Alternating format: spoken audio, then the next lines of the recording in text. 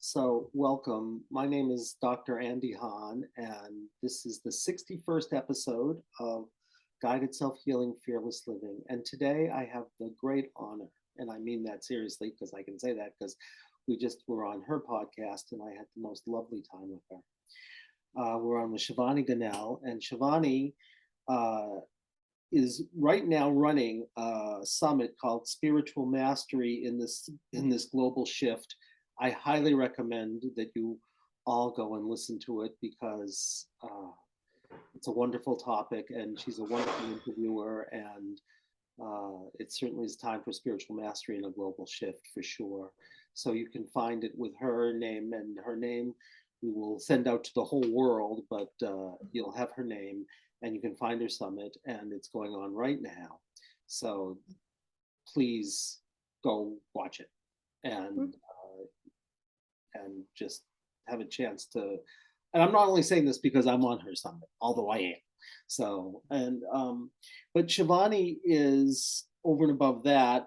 She is really oriented towards purpose and having business as a divine self-expression. And so, of course, she is a wonderful coach, particularly about women's empowerment, but she's also an Akashic Records healer, reader, and she's an energy healer. And moreover, she has two good dogs, Akash and Isis. And anyone who has dogs named Akash and Isis has got to be like an extraordinary being. And she lives in what sounds like heaven in Australia.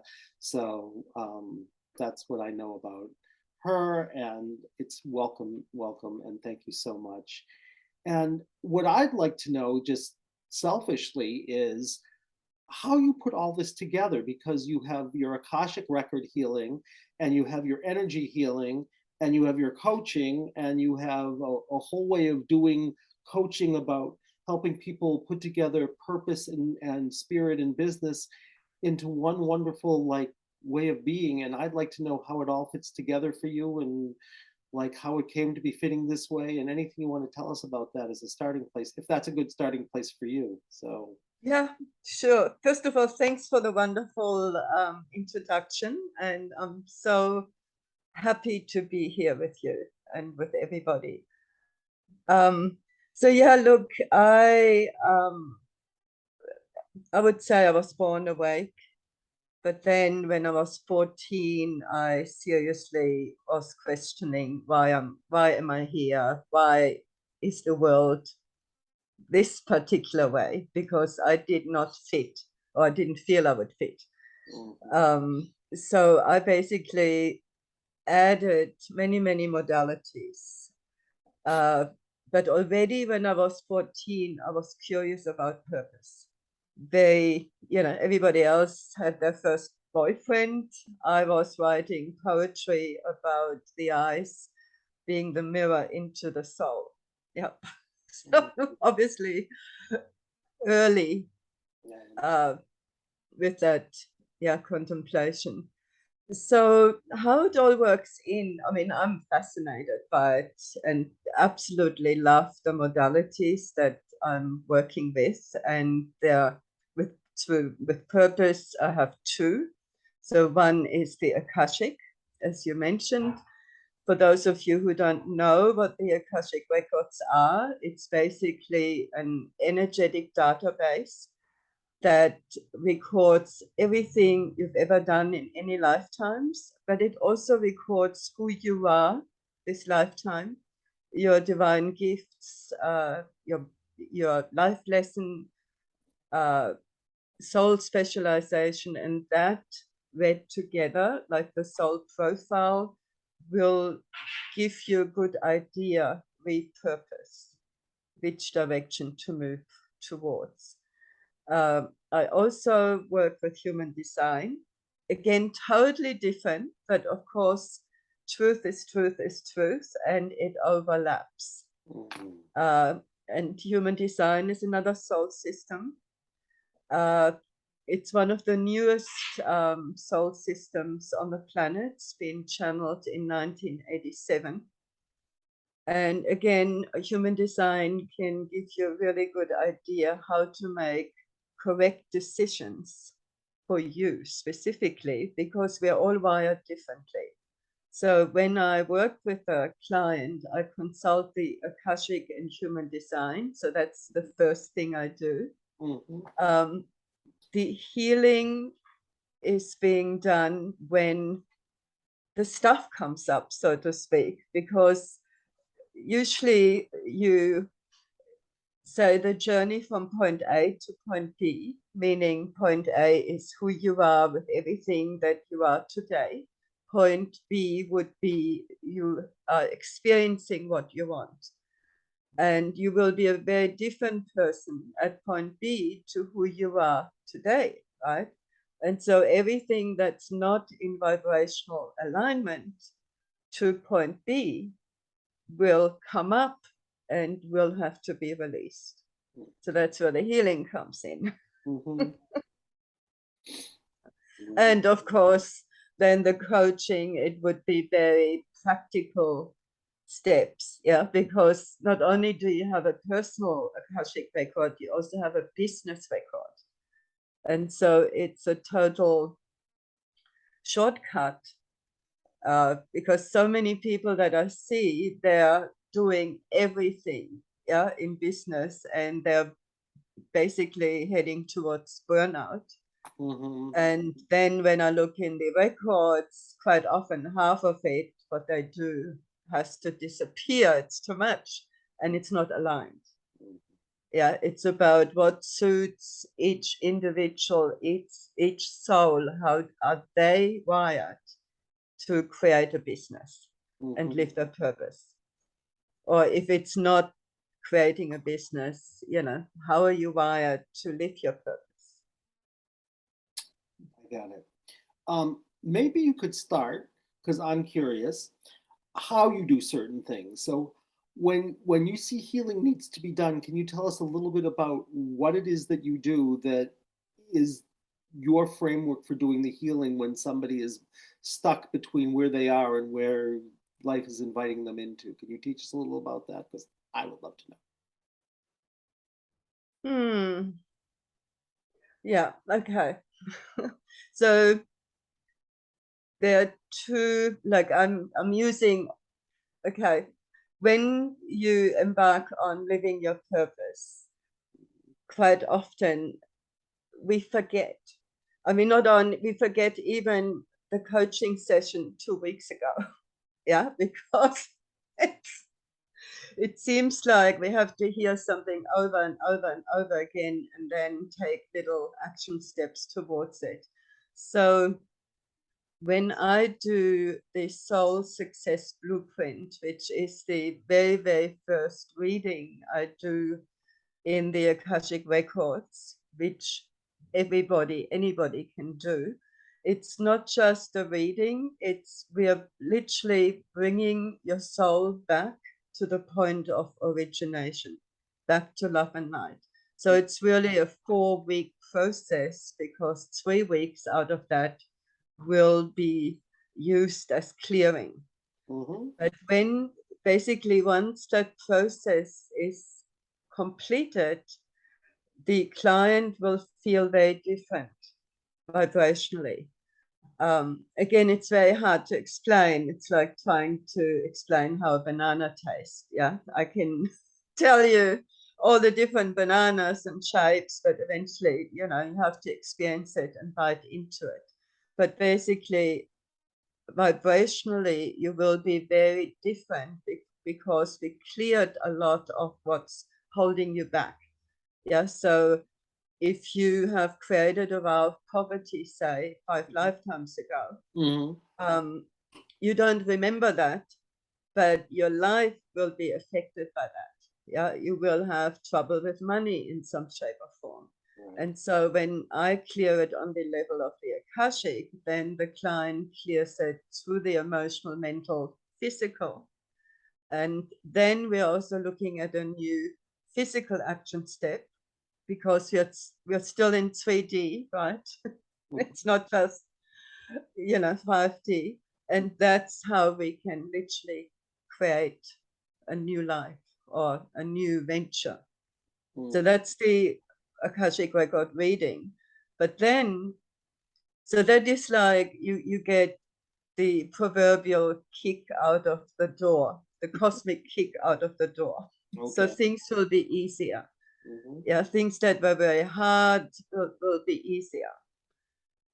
And then the healing would come in depending what comes up for the client. Yeah, for example, I had one client and the relationship was basically already on the rocks, but it was hard for her to say no to her partner to watching a movie till midnight. Like the partner wanted to stay up, watch movies. She wanted to go to bed by 9 p.m., but just to keep the peace, she would watch the movie that she was not interested in with the partner. And then, of course, don't get up early. It had a flow-on effect on her business. Yeah.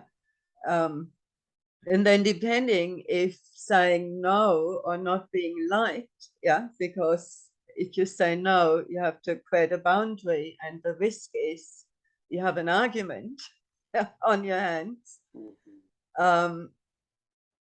Look, it depends. Either you can change your behavior by being conscious of it, or you can't because underneath there is something that is being asked to be released and healed, which has nothing to do with this lifetime, Right. if that makes sense. Does Yeah. to everybody who's listening to us. Certainly does to me, and it certainly does to you, and probably to most of the people listening to us would make a lot of sense, sure. So something is coming from karma or something like that, and it's got them blocked, like as you described as the vow of poverty that took place 5 lifetimes ago. Same idea. Yeah. Okay, so You know, and sometimes we literally have to feel the fear and do it anyway. Sometimes we can't clear something away. Yeah, but that's when you have a coach that's holding your hand. mhm, Yeah. right, I got it. And it's, yeah. you know, also when I talk about purpose, I remember, and I was guilty of that at one stage, I mean, we're talking decades ago, that I had this feeling purpose must be somehow written on this cloud. And if I would just know my purpose, then life will be incredible. Yeah. Mhm, And purpose is not just one thing. Yeah. And purpose evolves. Purpose is not stagnant. Yeah. But it's starting with one step towards it. And then once you've got it, there'll be another level. Yeah. It's actually never ending mhm. because you're always able to expand. Right. Makes total sense. That purpose is an evolving being that you're in relationship with it, and as you evolve, it evolves, and as you discover more and more gets discovered. Is that am I understanding what you're saying? Yeah, Yeah. you make Yeah. total sense. Yeah. Yeah. Yeah. Yeah. And for those of you who have a business and you might have a challenge, for example, to get more clients, then I would look, I mean, I would know already who you are at soul level. And then I would look at your business records and the way it works. And I love it because honestly, I'm still so, with every client, I'm so excited, no matter whether I've had thousands of clients, only because I'm excited about the journey and the transformation through ease. Yeah. And what people usually go with is they give me a monetary amount and they maybe say, okay, Shivany, in 6 months' time, I want to make $5,000 every month. Say they make 2,000 at the moment. And then the first thing I look at is it possible? No, sorry. First thing I look at, is it probable? From 0 to 100%, meaning who this person is right now, is what they want probable? And then I might get yes, and then a percentage, then we're off to a good start. Mm-hmm. If it's not probable, I'll ask, is it even possible? And then I might get yes and a percentage. If I get no, both times, then obviously I have to go back to the client and look at um, changing or tweaking the goal. Because sometimes, right, we spiritual people can get too over enthusiastic in believing in miracles, right? So if you haven't made 2 grand a month, you won't be able to make 10, yeah, in a short period of time, because we still have to consider the physical. Mhm. Yeah. Yeah. And then, so, okay, they say, okay, I want to get 5 grand, say it's 60% probable. Then I'd have a look at, okay, where is the 100% alignment? Is it clients? Is it the offer? Is it the price point? Is it marketing, sales, joint ventures? Yeah, so we're very 3D orientated despite being in the records. And then there'll be certain areas that might come up with 50%. Yeah, because we're looking for 100% alignment. And then say if it's sales, I really go into the nitty-gritty. Is it the offer itself? Is it the language? Is it an attitude about sales? Does this person need sales training? Yeah, so very led by the client. I never know. Do you know what I mean? That's the exciting bit. I'm with you. And then I help the client to implement the new and let go of the old. And yeah, and that's how they shape their way energetically to success. I think I understand. Where, if you were looking at any particular thing like sales or the amount of money they could make or whatever it is that information you get in the Akashic record itself, or is that something that you get through dialoguing with the client, or how do you discover um, what topic areas you should focus on and um, where the stuck point may be? How much of it Mm-hmm. is between you and the client, and how much of it is you're reading the records about all of these specific things and you're just sort of informing the client? Teach us about that. Yeah, so I can inform the client, yeah, like the blueprint. Okay, so say they have divine power, say, as their first divine gift. Mhm. Now, divine power would be the born entrepreneur. They need to have a business in order to fully express themselves. Mhm. Yeah. Um, and even sharing with them how fast they are. Yeah, because they are really fast. They get things done in 3 hours that other people need 10 hours. Yeah.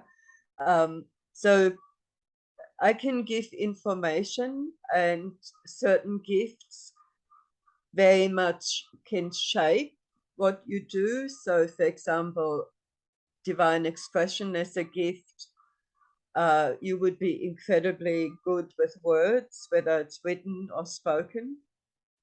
You would be the spiritual teacher, and you would be a natural channel, for example. Yeah. So, yeah, I can give information. What the client does, we have free will.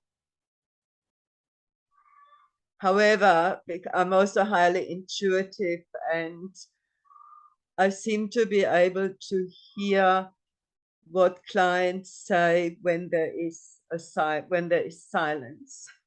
So somehow I just know, say, if the client says, "Oh, I want to do this," and if there's no energy behind it, or I don't feel excited, then it's not quite right for the client. Mhm. Yeah, then I would go deeper or ask more questions till I get yep, we got it.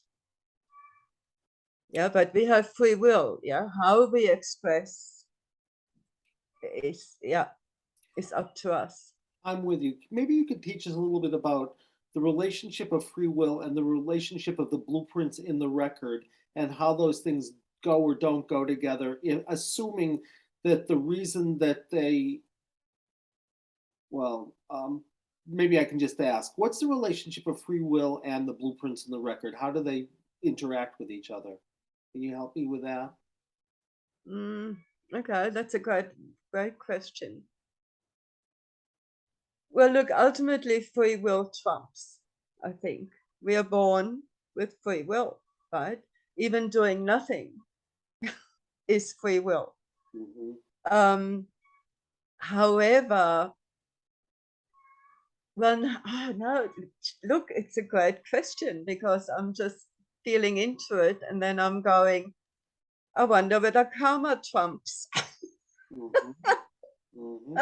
right? Um, hmm.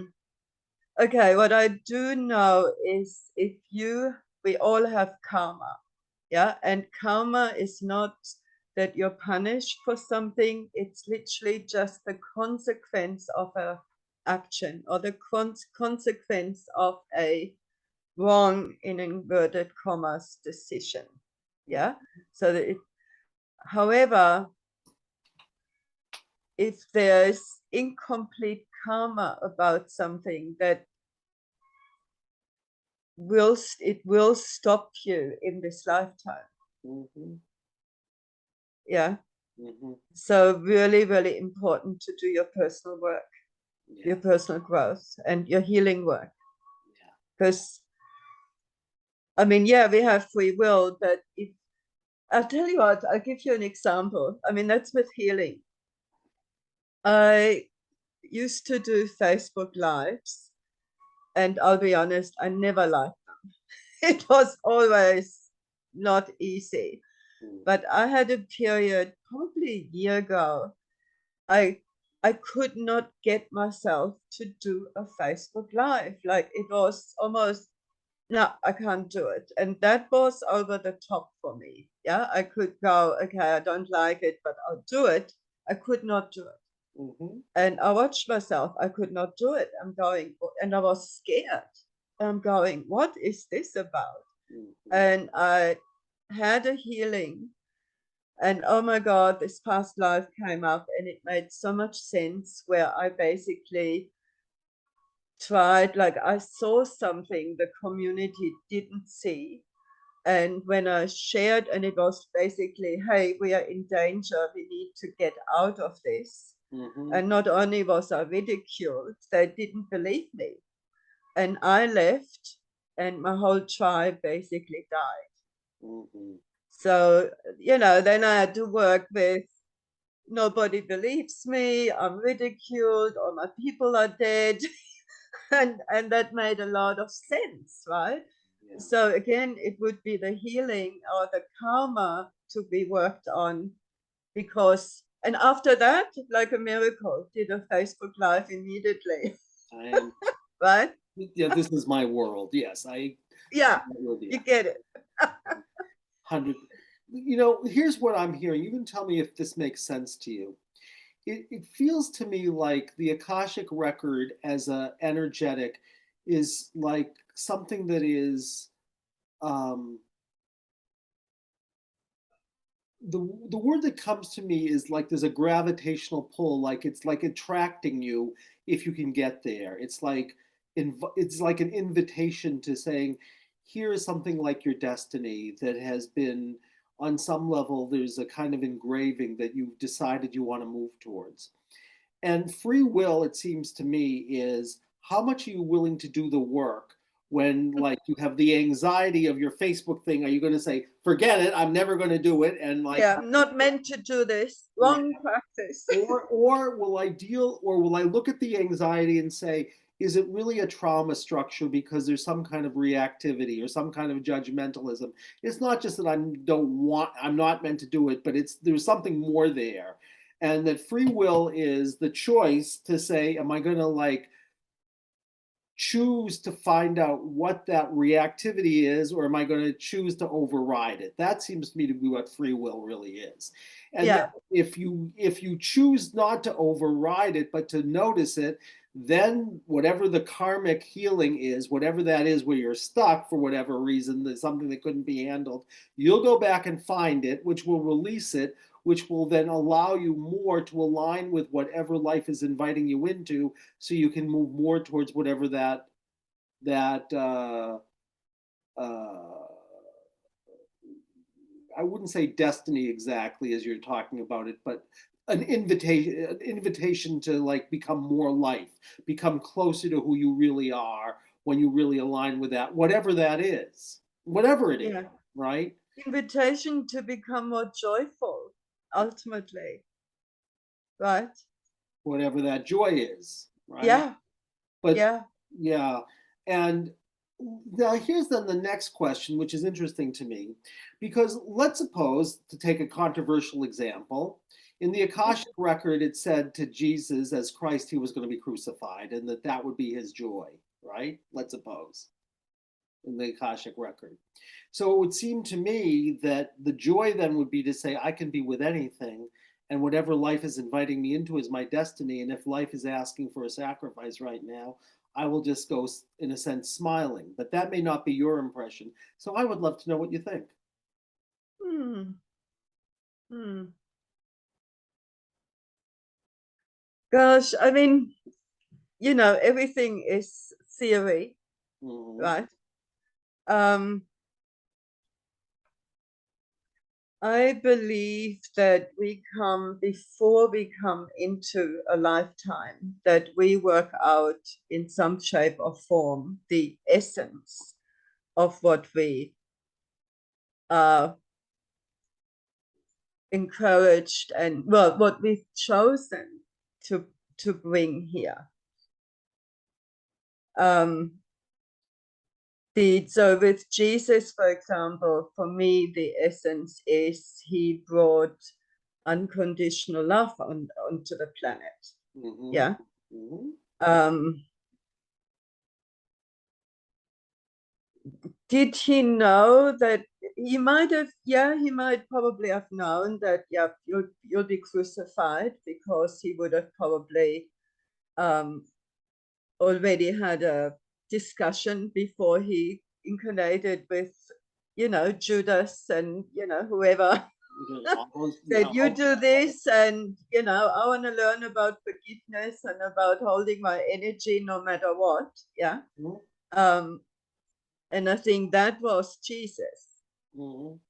But the free will, he still, he had to have people that betrayed him. He had to have, yeah, Mm-hmm. or how the common folk responded was free will.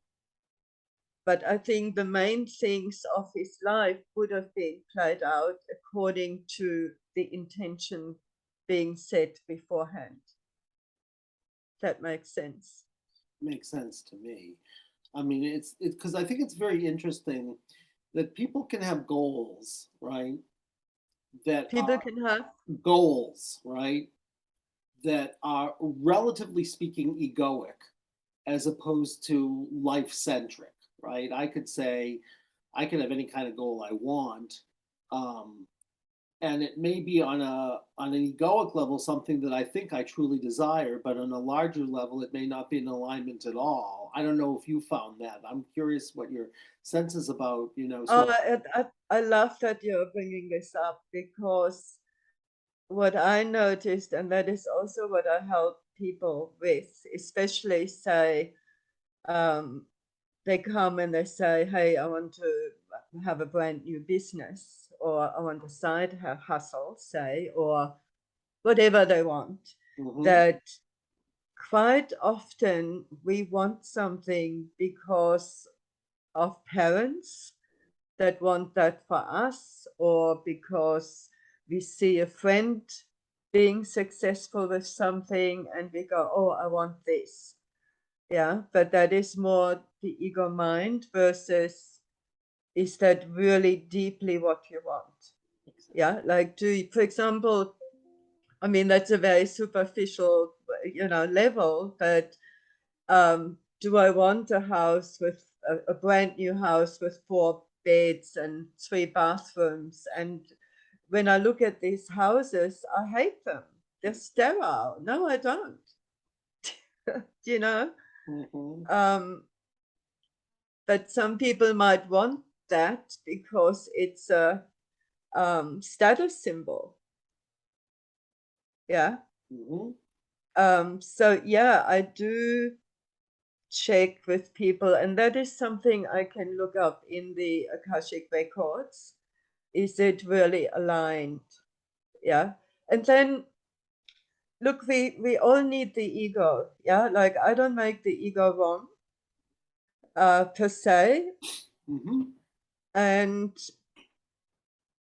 the ego has to be on board with what we want as well.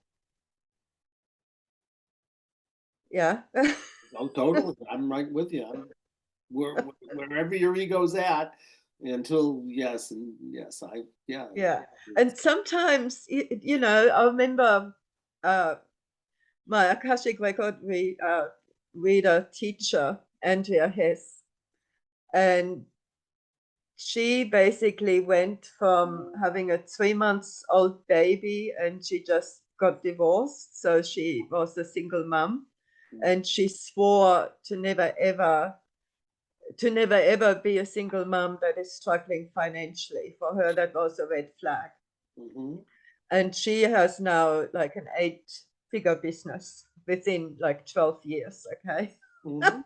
Anyway, and she would be very honest about saying that originally, I mean, yes, she always wanted to help people and she does that in a big way, Mhm. but she also wanted to just slight her ex because he ridiculed her constantly that how could she make money as a psychic? Mhm. Yeah, and that is a very egoic motivation, but it helped her to Mhm. get, yeah. So sometimes, but she didn't have the wrong goal, right? You talked about goals. She had the right goal, but some ego to just go, I'll show you, or I'm going to do this well, regardless, I think is actually helpful. Oh, You know? I just totally understand that. Yes, I think there is a way of holding both of those things and to say it may be compulsive but that doesn't make it wrong, if you know what I mean. Sure. Yeah, That yeah, anything yeah, can motivate you into something that ultimately can bring you into places that you may not have gotten to if you hadn't had that kind of a different kind of push, so to speak. And yes, I know that one very well myself. Um, yeah, yeah, that one, because if someone tells me I can't do something, that's as good a motive as I will ever have, particularly in my younger life, to say, really? Okay. I'll show you. I'll show you. Yes, that was. What can you say? Now my secrets are out. What can I say? It's like, um, But sometimes I think being a little bit of a rebel is helpful, well, right? some of us hopefully only stay a little bit of a rebel and not too much of a rebel, which could also be helpful, but can get you into a lot of challenging situations for sure. Um, yeah. So Yeah. you tell me, this has been wonderful. Tell me, what else, in your cases or in your own evolution or anything, what have you most learned for yourself that you really say, oh my goodness, this is what I've really discovered that's really important to me? Maybe you could tell Mm. us that. I tell you what, I want to share with you because a recent experience, because I always use myself as the guinea pig, right? So because I have to try out if things work or not, and then I can share it with my clients. Mm-hmm. So in human design, you have 4 major energy types, and how your energy operates um, literally dictates how you go about creating something that you want. And again, for those of you who are new to human design, you can just Google anywhere free human design chart, and you will get your own human design and a mini reading. And you don't even have to give your email address. Okay, so that's available for you. So Thank you for sharing. in human design, I am what they call a splenic projector, which is 20% the of humanity.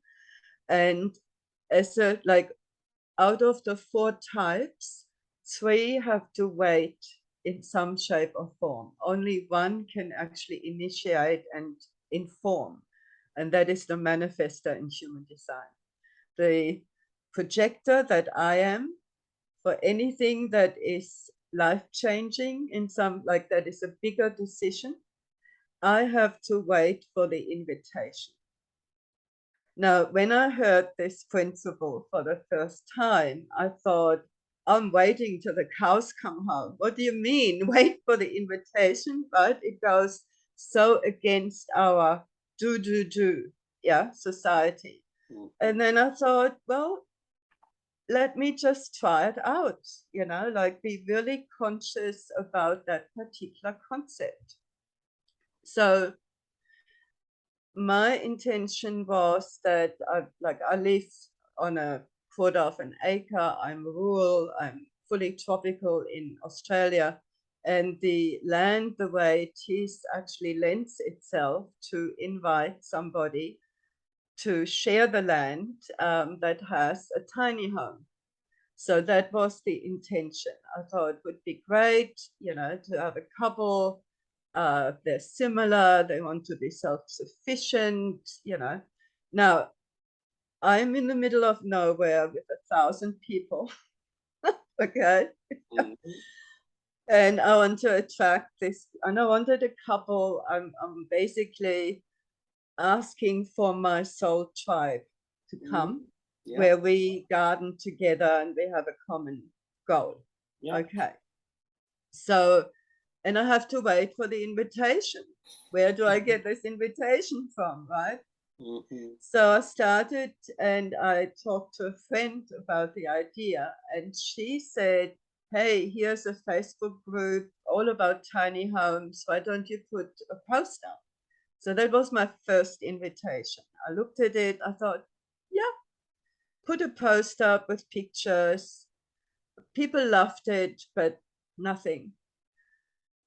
Okay, and then the waiting was on. And of course, my mind had a lot to say about it. Yeah, so the logical mind would go, well, you have to find another outlet to market, you have to put a post up again. Yeah, that would be the ego mind. And I was like, nah, holding, Yeah.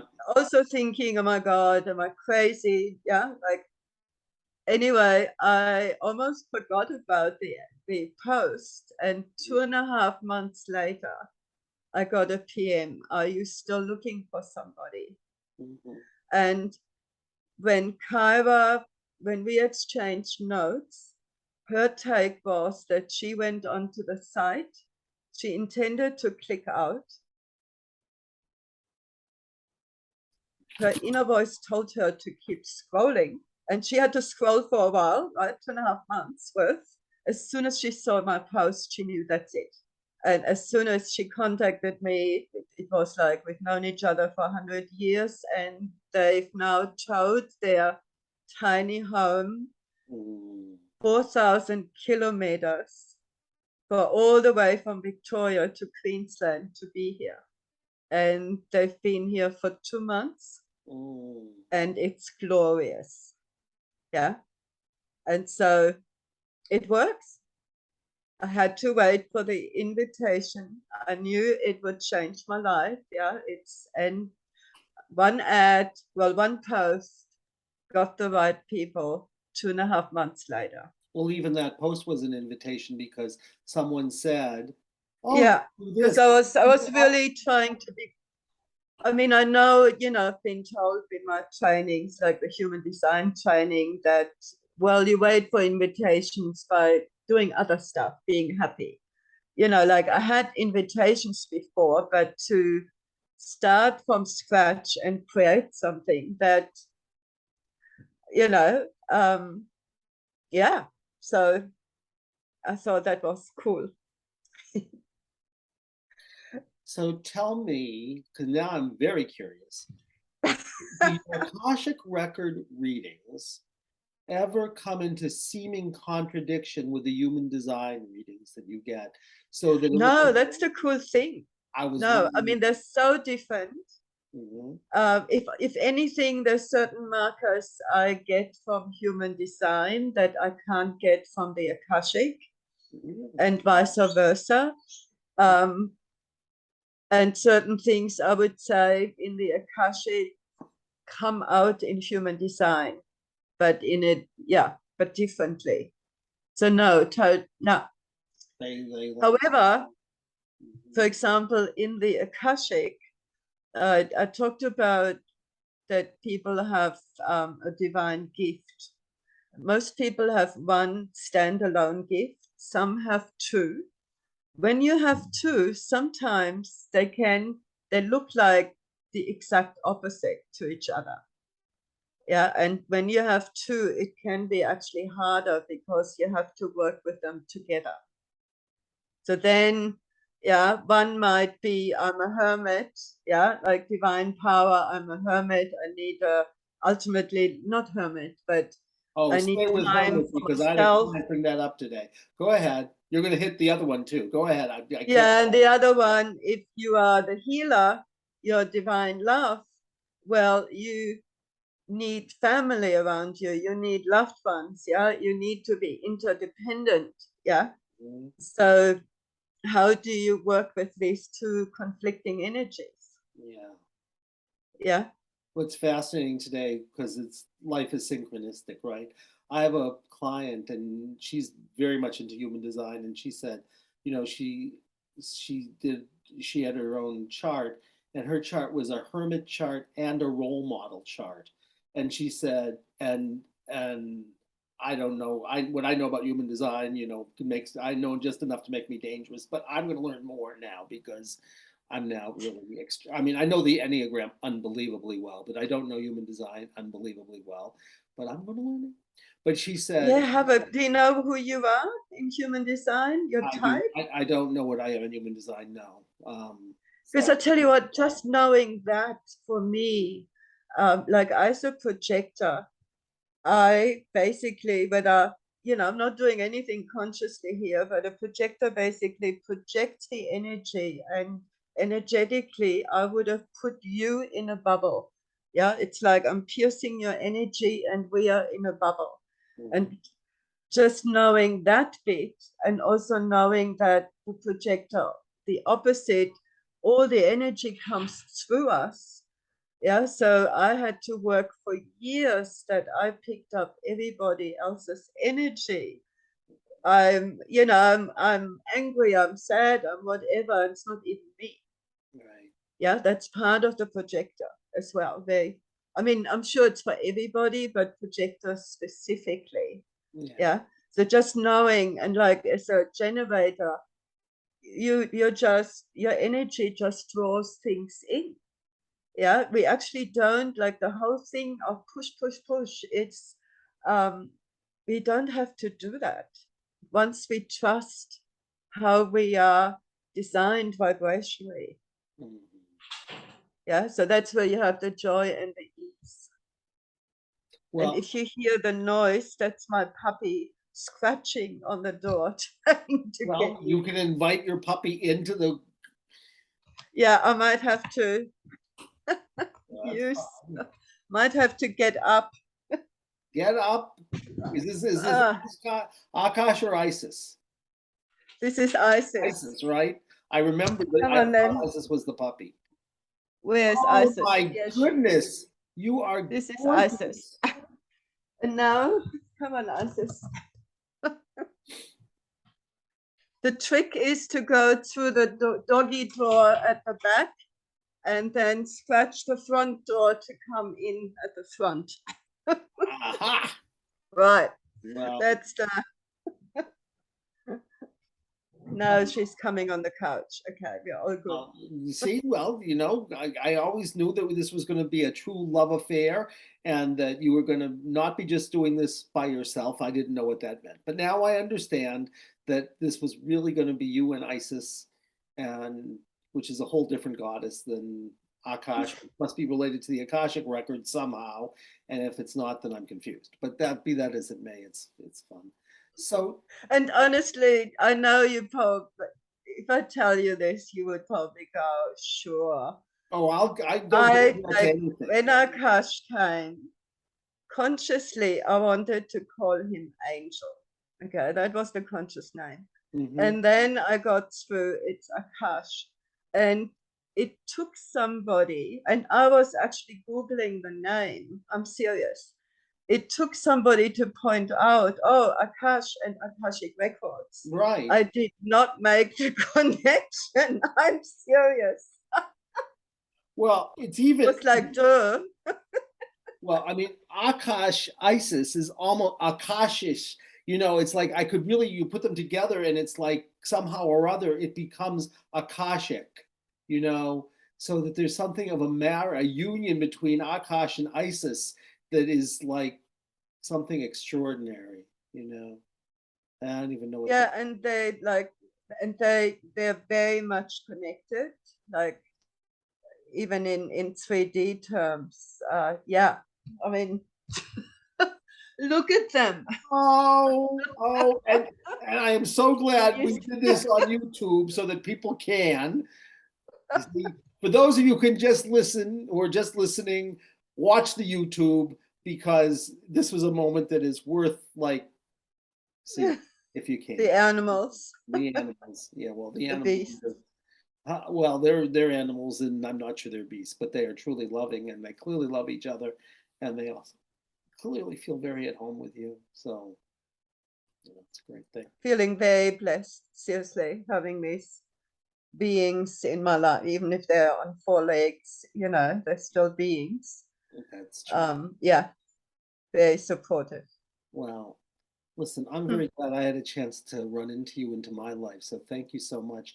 Is there any final thing, if you just really tune into your deepest intuitive knowing in your heart, that you really want to say or share or anything as a way as we're coming towards our completion for today? Mm. Because I want to give you that chance if there's anything at all. Yeah, look, my overwhelming sense is that we are now invited to be in the world, but not be of the world. Mm-hmm. Yeah, so in other words, how can you go deeper within and really learn to know who you are and express that no matter what happens around you? Because the world is in strife, the world is in chaos at the moment, and will be, I think, for a little while. And the invitation now is really because the spiritual laws have not changed. Yeah, the law of attraction is still working. There's still money here. There's, all the resources are here, but we need to become stronger in our how we manage our energy, what we lend time for, and really go within and trust your intuition. And it's time now to really live your purpose, because that's what the shift is all about. It's about individuation and living your soul's calling. Mm-hmm. And we're actually, yes, we are in full on times, but it's also exciting. And no matter, if you have a heartfelt wish, know that it's possible to create it and live it. 100%. Beautiful. Well, thank you for that final message. And everyone, again, this is Shivany Gonnell. You can find her and Website is shivani.com. Shivany at Shivany.com. So that's how you can reach her. Yeah, with a Y. Shivany with a Y, yes, which all of you That's the will, one. if for those of you who are just watching or listening and don't do any of the reading that got you there, it's Shivany with a Y. And she does beautiful work and she's a beautiful soul as far as I can tell. And it's been a total pleasure having you here. And if you want to reach me, obviously you can reach us at lifecenteredtherapy.com. And I also respond to all my own emails. If you want to reach me, you just write at ahan, Andy Hahn. So it's ahan, H-A-H-N, at lifecenteredtherapy.com. And it's been a real pleasure. And thank you so much. And I hope this will be the beginning of if it's So in our much Akashic fun. records, it was really fun. So we'll see where life takes us and what the invitation is. And having said Yeah. that, I wish all of you goodbye, and we'll see you soon. See ya. Thank you.